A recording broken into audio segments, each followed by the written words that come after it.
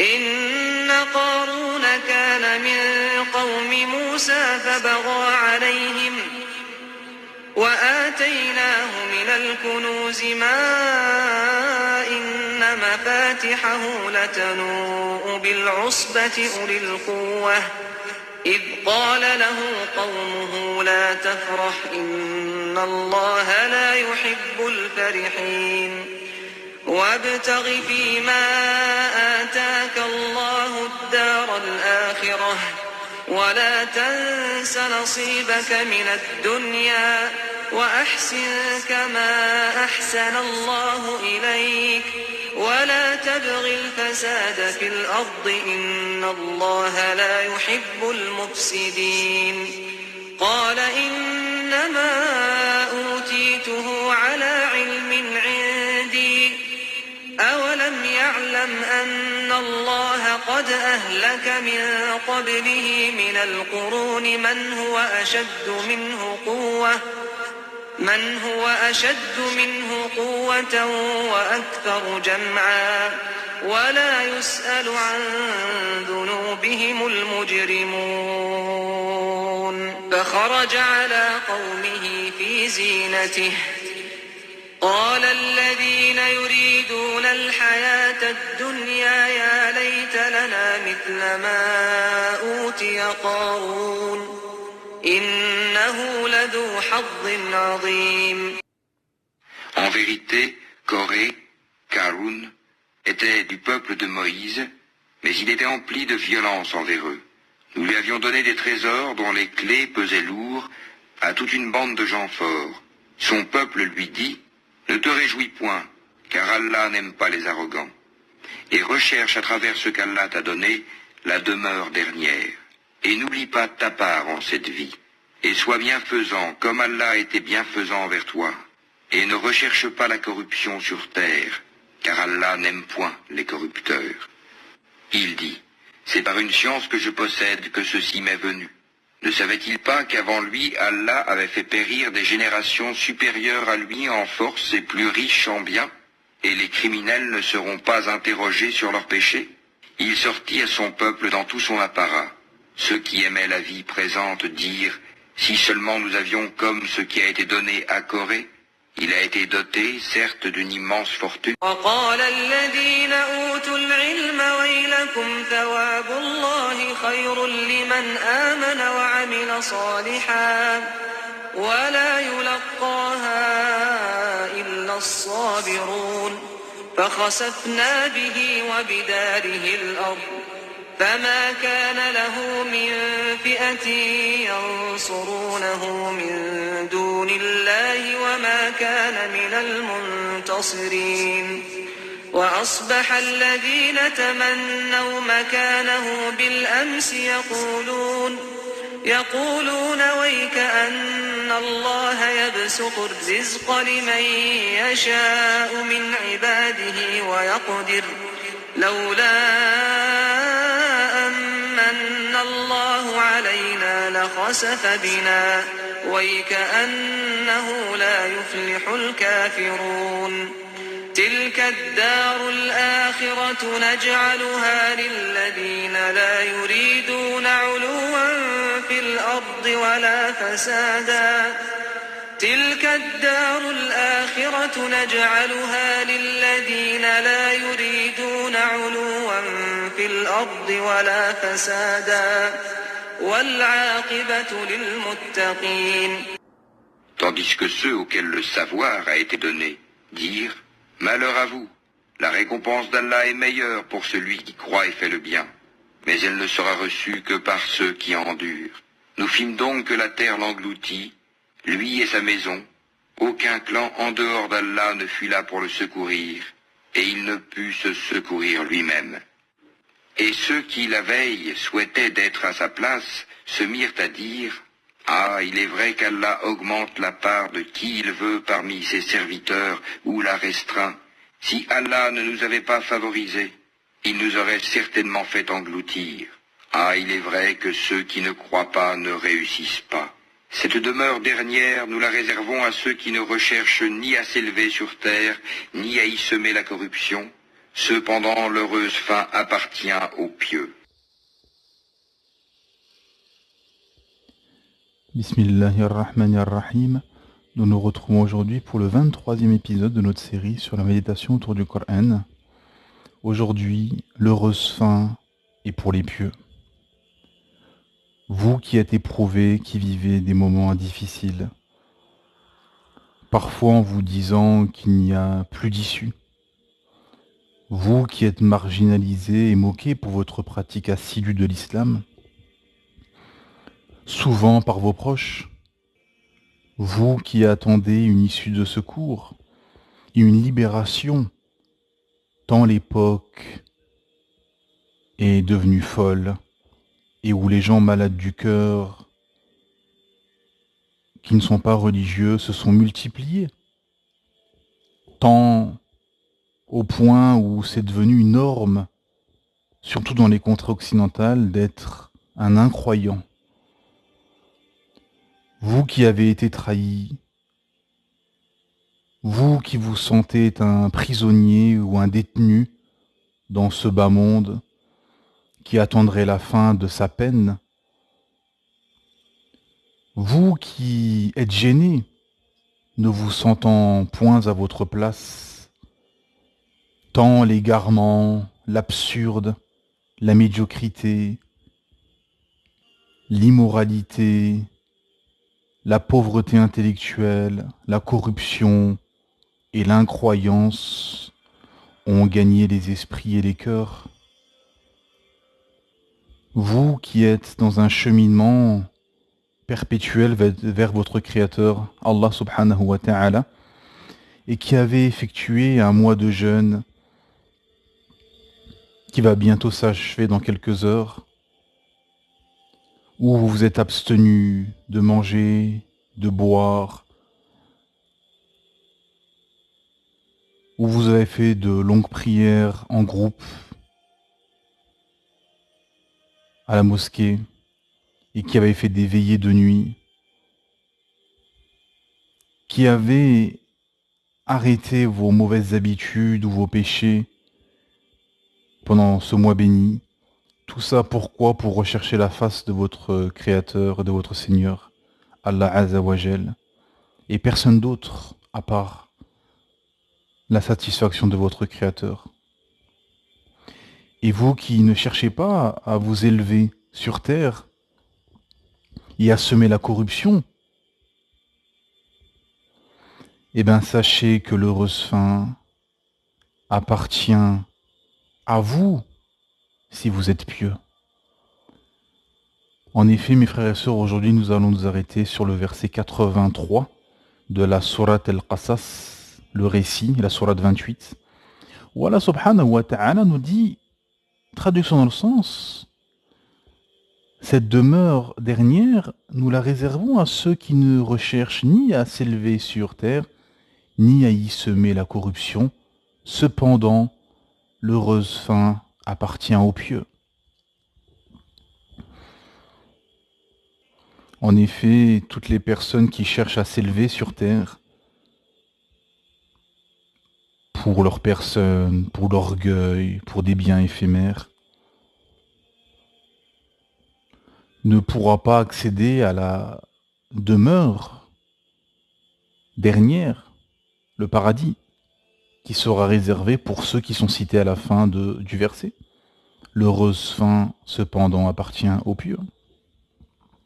Et ce verset, mes frères et sœurs, vient en porte-à-faux avec l'époque, avec le système matérialiste, qui, à l'inverse, érige les hommes en divinité et en stars, et le matériel en valeur absolue. Et où les gens aveuglés par leur passion et leur égarement courent derrière ces derniers et les adulent. Et où de viles créatures maudites sont érigées comme exemple finalement pour les jeunes générations, alors que ce sont les pires de la création. Wal'iyadu billah. Où les masses courent justement pour s'élever sur terre. La fameuse course à l'orgueil. Et les gens courent, et on le voit très bien, c'est magistralement symbolisé par les réseaux sociaux, par les coachs, les influenceurs, etc., qui cherchent seulement gloire, orgueil et richesse.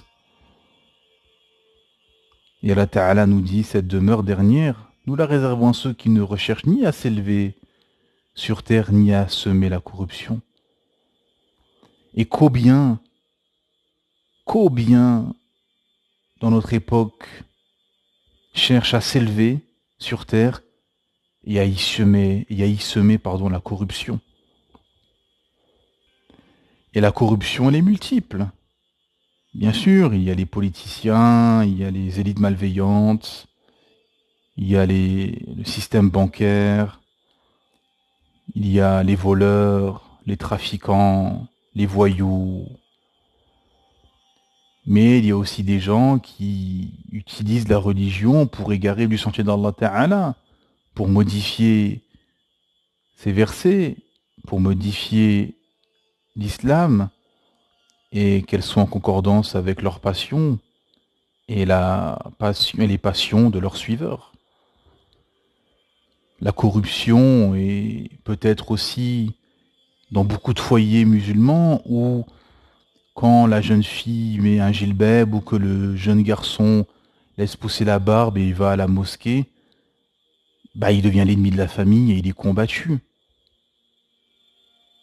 La corruption est multiple. Et méfiez-vous mes frères et sœurs, car on peut vite tomber dans la corruption en trahissant le message de notre Créateur Allah subhanahu wa ta'ala, en essayant d'édulcorer ou de changer les textes, ou en combattant ceux qui pratiqueraient l'islam de façon assidue. Et au milieu de tout ce spectacle affligeant, de la corruption, des maladies du cœur, de l'éloignement, de la croyance authentique, du laxisme, vous ne cherchez pas, au contraire, vous ne cherchez pas à vous élever pour ce bas monde et à y semer la corruption. Au contraire, vous cherchez à vous élever intellectuellement, à vous élever spirituellement, pour vous rapprocher de votre Seigneur, Allah subhanahu wa ta'ala, et rechercher sa satisfaction. Et ceci est l'heureuse issue, mes frères et sœurs. Et ce qui est intéressant dans les versets qui précèdent le verset 83 de la sourate 28, la récitation qu'on a entendue au début de cet épisode, c'est qu'Allah subhanahu wa ta'ala nous parle de Qarun.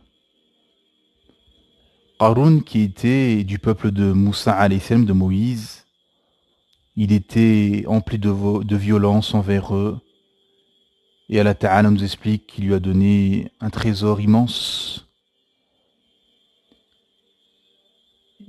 Et qu'il a eu l'ordre de ne pas être arrogant, qu'Allah Ta'ala n'aimait pas les arrogants. Et qui devait rechercher à travers ce qu'Allah subhanahu wa ta'ala lui avait donné la demeure dernière. Et n'oublie pas ta part dans cette vie et sois bienfaisant comme Allah a été bienfaisant vers toi et ne recherche pas la corruption sur terre. Car Allah n'aime point les corrupteurs. Et c'est ça, je mets une parenthèse, qui fait mal au système, c'est qu'en fait, les musulmans sont restés sur la fitra, la saine nature de la soumission à un Dieu unique et de la morale religieuse. Et l'islam symbolise le plus parfaitement le système divin. Et comme ces sociétés matérialistes occidentales ont été montées de toutes pièces et fabriquées sur finalement le système des hommes, où la religion doit être assignée à résidence et où Dieu ne doit plus exister dans la société,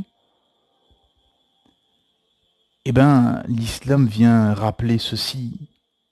L'islam et les musulmans rappellent que il y a un Dieu unique, omniscient, omnipotent, qui est à l'origine de toute cette création, des cieux, de la terre, de l'univers, de la faune, de la flore, des animaux, des êtres humains, des métaux que vous trouvez dans des vallées, dans des mines, du pétrole que vous trouvez sous la terre, des glaciers, des déserts, des océans, des montagnes, ainsi de suite.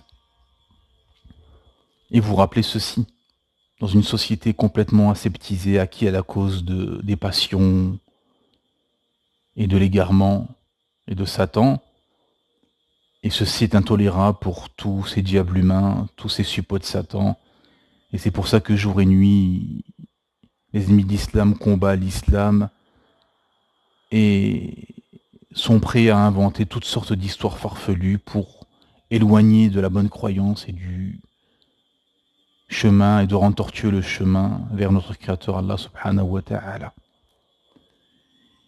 Et ensuite, Allah ta'ala dit, c'est par une science que je possède, et il dit, c'est par une science que je possède que ceci m'est venu.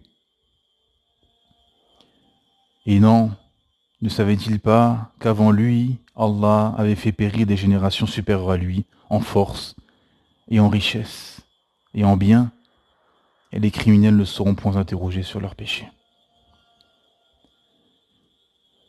Et ensuite, Allah Ta'ala nous explique une scène où il sortit, donc Qarun, à son peuple, dans tout son apparat, et ceux qui aimaient la vie présente, ceux qui aimaient la dunya, dire si seulement nous avions comme ce qui a été donné à Corée. Il était doté certes d'une immense fortune, tandis que ceux auxquels le savoir a été donné, et regardez la puissance des versets, ceux qui sont dans la dunya, ils envient les gens qui ont de l'argent, qui sont connus, qui sont divinisés, qui sont adulés, parce qu'ils sont attachés à cette dunya, donc ils sont aveuglés, ils sont incapables de se délecter et d'avoir de la hauteur et une prise de vue globale. Et le verset d'après, le verset 80, Allah Ta'ala dit, traduction dans le sens, tandis que ceux auxquels le savoir a été donné, donc ceux qui ont la science, c'est pour ça l'importance de la science. Le ilm permet de s'élever intellectuellement, spirituellement, économiquement, théologiquement, de prendre de la hauteur et de détacher de ce bas monde, des poussières insignifiantes de ce bas monde. Ils dirent donc les gens de savoir, malheur à vous, la récompense d'Allah est meilleure pour celui qui croit et fait le bien, mais elle ne sera reçue que par ceux qui endurent. Tout est dit, subhanallah azim. C'est-à-dire que les gens de savoir expliquent justement à ceux-là qui étaient ébahis devant Qarun, la récompense auprès d'Allah est meilleure. Est meilleure. Ce qui nous attend dans l'akhira, dans l'au-delà, est meilleur que ces poussières superficielles et éphémères de ce bas monde. Pour ceux qui croient et font le bien. Et elle ne sera reçue que par ceux qui endurent. En effet, mes frères et sœurs, toute l'endurance et tout ce que vous endurez sera une récompense et sera matérialisé le jour des comptes par une récompense azim, énorme, énorme. Le paradis est inestimable. Le plus pauvre, ou plutôt celui qui aura la plus petite récompense, la moins grosse, il aura 10 fois ce bas monde. C'est un homme qui sortira de l'enfer. Qui était en enfer et qui sortira, et il aura 10 fois ce bas monde. Et il pensera qu'il n'y a personne qui aura meilleur que ce qui lui a été octroyé. Subhanallah. Et après, Allah Ta'ala nous dit, nous fîmes donc que la terre l'engloutit, lui et sa maison, aucun clan en dehors d'Allah ne fut là pour le secourir et il ne put se secourir lui-même. Subhanallah. Ce verset est azim. Parce que Qarun a été englouti, lui et sa maison, Donc en fait, il a été humilié, Allah Ta'ala a montré la réalité de ce bas monde en fait. C'est que tout est éphémère. Les plus grands empires n'existent plus. Comme j'avais tweeté récemment, l'armée allemande, qui était autrefois la plus puissante, aujourd'hui est dans l'anonymat. Les Mongols, qui étaient puissants, n'existent plus aujourd'hui géopolitiquement parlant. Les Perses ou les Turcs, qui étaient craints autrefois, ne sont plus craints. L'Égypte, qui était un grand empire, est aujourd'hui un État-nation à la merci d'autres États-nations plus petits. Et les Grecs et les Romains n'existent plus, et leurs empires ont coulé. Et ceci sont des leçons. C'est pour ça que les récits du Coran sont très profonds, et si on médite dessus et qu'on regarde, c'est pour ça qu'Allah subhanahu wa ta'ala nous appelle à aller voir ceux qui ont vécu avant, ceux qui ont traité de mensonges, ceux qui ont associé à Allah, ainsi de suite. Qu'est-ce qu'ils sont devenus? Et regardez les ruines. À Rome, dans le centre-ville de Rome, vous avez des ruines de l'Empire romain. En Algérie, vous allez trouver, ou en Tunisie, des ruines des Grecs, de l'Empire grec. En Iran, des vestiges de l'Empire perse. En Mongolie, et ainsi de suite. Des empires qui ont dominé, qui ont régné pendant des siècles. L'Empire romain au plus fort de son apogée. La frontière de l'Empire romain partait de l'Écosse jusqu'à l'Inde. Un territoire immense qui n'existe plus aujourd'hui. Subhanallah azim. C'est Allah le puissant, le digne de louange. Seul Allah est le puissant, par excellence. Et en effet, Qarun a été englouti, lui et sa maison. Et aucun clan en dehors d'Allah ne fut là pour le secourir, et il ne put se secourir lui-même. En effet, ces gens, ces tyrans, ces pharaons modernes qui veulent être adulés, écraser les autres, s'enorgueillir de leur pouvoir ou richesse, le jour où ils mouriront, où ils seront punis, ils seront incapables de se secourir eux-mêmes. Subhanallah azim. Et ceux de le verset d'après, et ceux qui la veille souhaitaient être à sa place, se mirent à dire: ah, il est vrai qu'Allah augmente la part de qui il veut parmi ses serviteurs, ou la restreint. Si Allah nous avait pas favorisés, il nous aurait certainement fait engloutir. Ah, il est vrai que ceux qui ne croient pas ne réussissent pas. Allahu Akbar. Ils ont admis et vu la réalité finalement de pauvres créatures qui étaient adulées et après avoir été englouties finalement, plus personne ne voulait être à sa place. Et à la suite de ces versets, Allah Ta'ala conclut, ou en tout cas le verset qui vient après, l'explication de l'histoire de Qarun, Allah Ta'ala conclut avec: cette demeure dernière, nous la réservons à ceux qui ne cherchent ni à s'élever sur terre, ni à y semer la corruption. Cependant, l'heureuse fin, appartient aux pieux. Pour cela, mes frères et sœurs, ne vous faites pas impressionner par les tyrans, les oppresseurs, les pervers, les corrompus, qui sont érigés et mis en avant par les ignorants de la masse.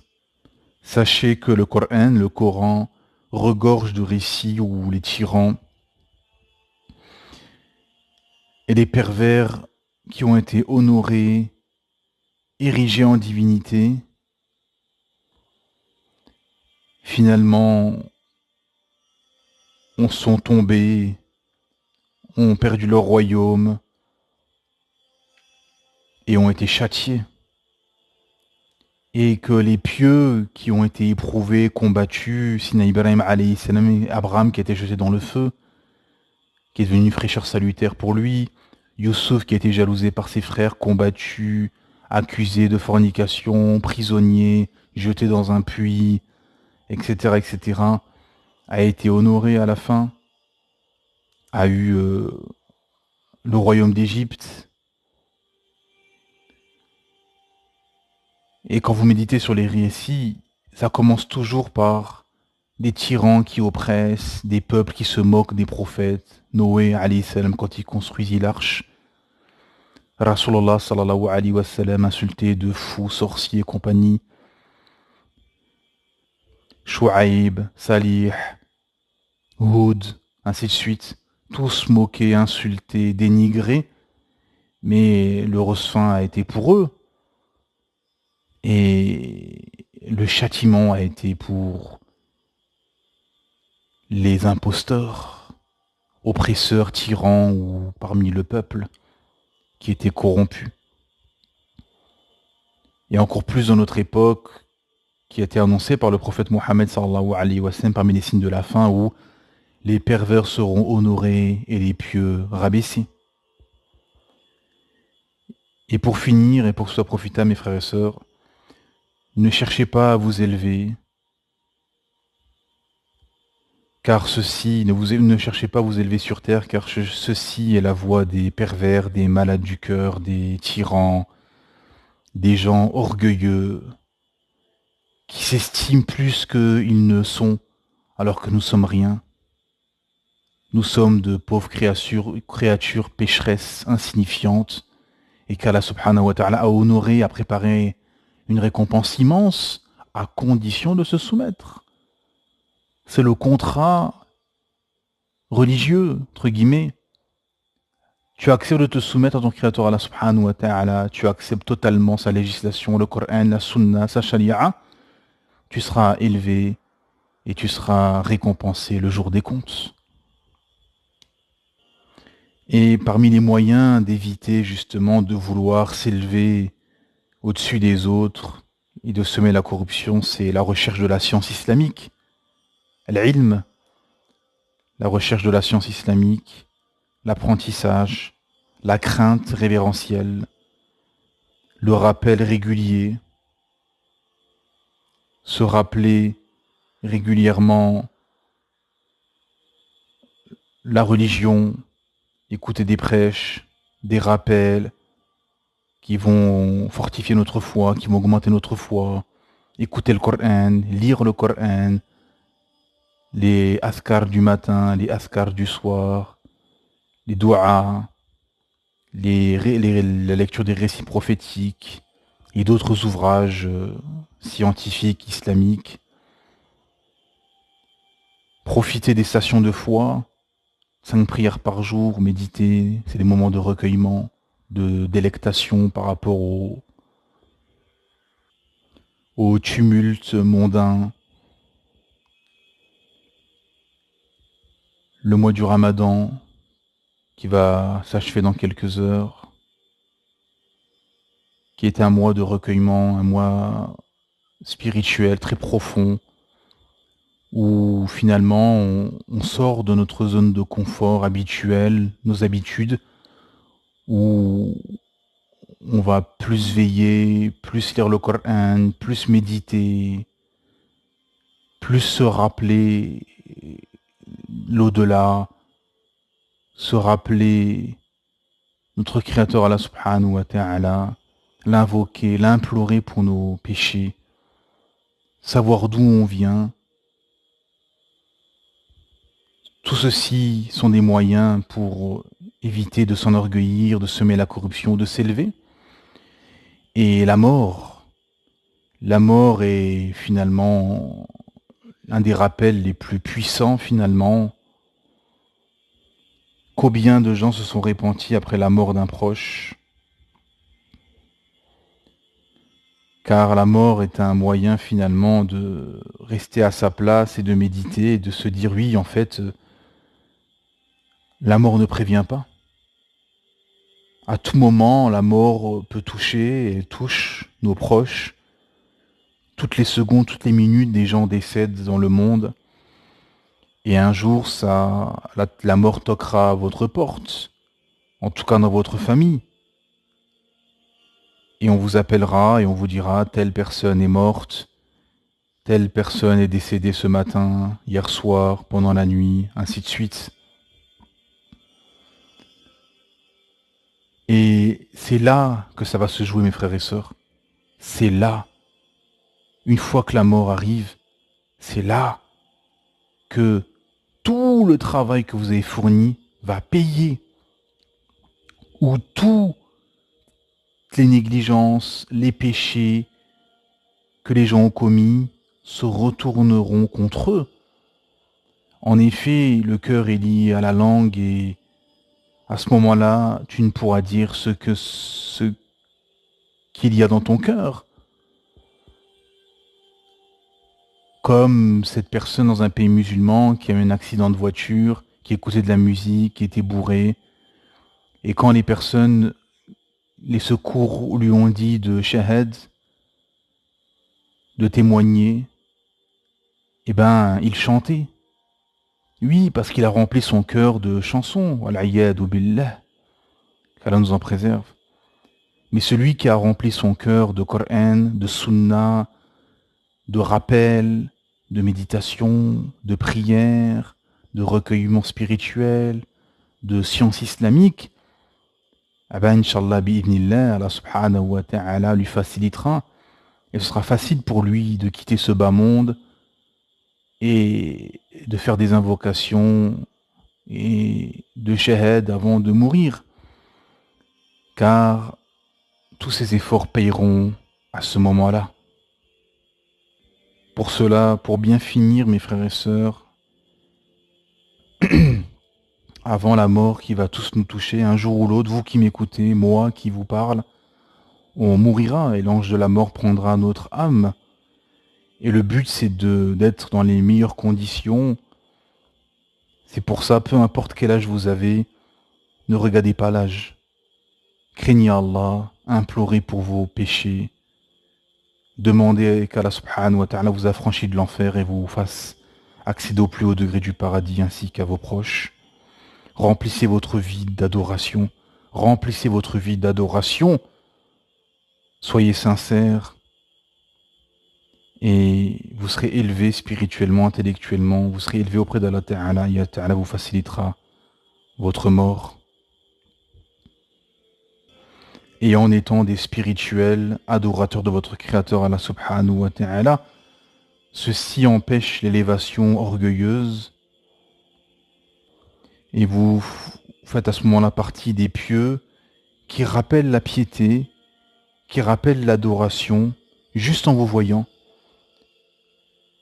Quand les gens vous voient, vous leur rappelez l'islam, vous leur rappelez la religion, vous leur rappelez qu'ils sont loin, qu'ils sont sur un mauvais chemin.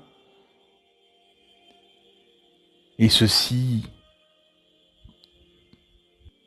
est un chemin vertueux, car seulement avec votre apparence, vos propos, ce qui sort de votre bouche, tout de suite les gens pensent à la religion, se remettent en question, juste en vous voyant. Et ceci est la voie des salaf salih, les pieux prédécesseurs. Juste quand on les voyait, ou juste quand on les voyait, les gens se rappelaient la religion, se rappelaient Allah subhanahu wa ta'ala. Et quand ils parlaient, il n'y avait que du qala Allah, qala Rasul qui sortait de leur bouche. Qu'est-ce qu'il a dit Allah? Qu'est-ce qu'il a dit son messager? Alhamdulillah. Et Allah ta'ala vous remplit de lumière. Et ceci est l'heureuse vie qui se conclura, Inch'Allah bi'idhnillah, par l'heureuse fin. En effet, cette demeure dernière, nous la réservons à ceux qui ne recherchent ni à s'élever sur terre, ni à y semer la corruption. Cependant, l'heureuse fin appartient aux pieux. Assalamu alaikum wa rahmatullahi wa barakatuh. Que la paix soit sur vous, ainsi que la miséricorde et la bénédiction.